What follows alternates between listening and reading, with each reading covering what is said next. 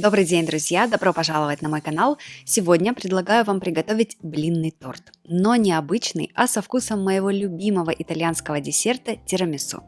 Ароматные шоколадно-кофейные блинчики мы пропитаем воздушным кремом с маскарпоне и получим нежнейший десерт. Начнем с приготовления шоколадного блинного теста. К яйцам добавляем сахар, щепотку соли и слегка взбиваем. Подробный рецепт, как всегда, будет в описании под видео.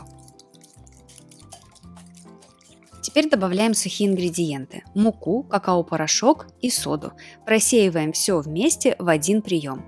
Обязательно необходимо просеивать, особенно какао-порошок, потому что при хранении он склонен к комкованию.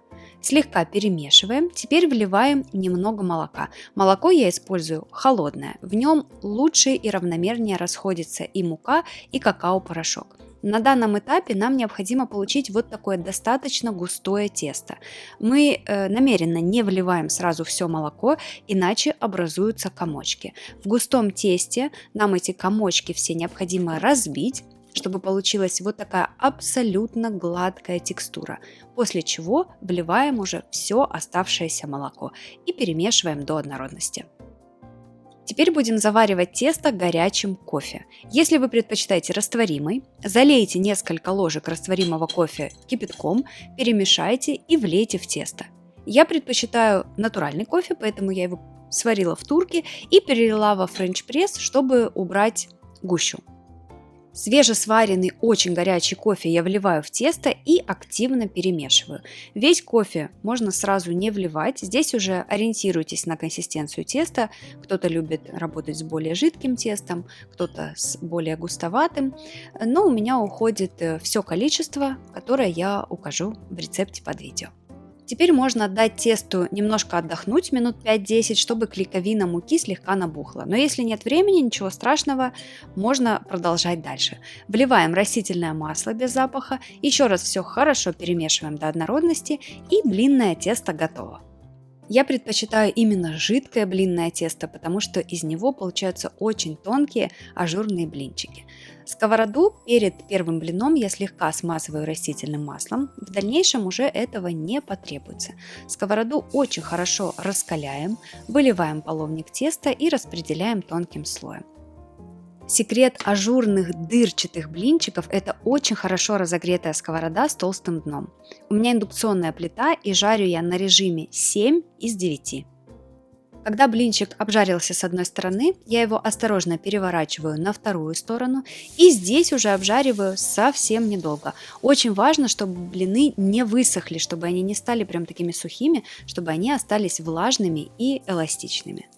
На сковороде диаметром 21 см у меня получается 14 блинчиков. Вот такие они нежные, и посмотрите, какие дырчатые на просвет. Если вы хотите приготовить блинный торт побольше, то, соответственно, количество ингредиентов увеличивайте. Я оставляю остывать готовые блинчики под колпаком, чтобы они не теряли свою влагу, не высыхали. Пока блины остывают, приготовим воздушный крем с маскарпоне. Для него нам понадобятся холодные жирные сливки, сливочный сыр маскарпоне, сахарная пудра и немного ванили.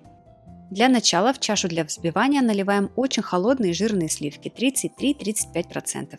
Добавляем ванильный сахар, я предпочитаю сахар с натуральной ванилью, и начинаем взбивать на средней скорости. Когда вы заметили, что сливки начинают немножко густеть, всыпаем сахарную пудру и продолжаем взбивать на средней скорости. Взбить необходимо сливки до состояния мягких пиков. Примерно вот такой результат должен получиться в итоге. Теперь добавляем холодный сливочный сыр маскарпоне. Сыр я тоже слегка проработала миксером, чтобы он стал мягким, пластичным и чтобы быстро объединился со сливками, чтобы не осталось комочков. Добавляем весь сливочный сыр и взбиваем на небольшой скорости. Объединяем сливки с маскарпоне. На данном этапе очень важно крем не перевзбить, потому что маскарпоне является достаточно жирным сыром и очень легко перевзбивается. Из-за этого крем может немножко расслоиться. Поэтому как только все объединилось, крем стал однородным, воздушным, все, взбивать достаточно. Теперь вернемся к остывшим блинчикам. Я их подрезаю с помощью кольца диаметром 18 сантиметров. Если нет кольца, можно просто использовать тарелку или крышку и обрезать с помощью ножа.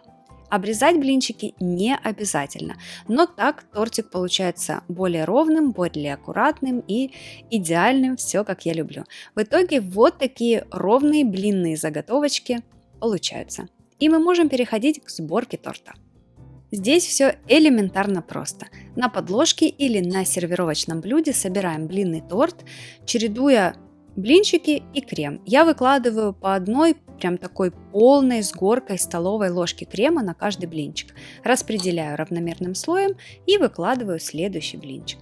После финального блина я слегка утрамбовываю тортик, чтобы он имел более ровную форму. Выкладываю сверху остатки крема, распределяю сверху и слегка выравниваю бока торта. После чего тортик необходимо убрать в холодильник примерно часа на 2-3 для пропитки. Я накрываю его стеклянным куполом, чтобы он не заветривался. Непосредственно перед подачей тортик мы присыпаем несладким какао-порошком, как и оригинальный десерт тирамису. И можно пробовать. Когда я впервые приготовила этот блинный тортик, честно, даже не ожидала, насколько он получится вкусным. Нежный, воздушный, пропитанный, с ярким шоколадно-кофейным вкусом. Каждый кусочек буквально тает во рту. Все мои домашние оценили, поэтому и вам настоятельно рекомендую попробовать. Ну и как всегда, желаю вам удачи на кухне, не бойтесь экспериментировать. Скоро увидимся!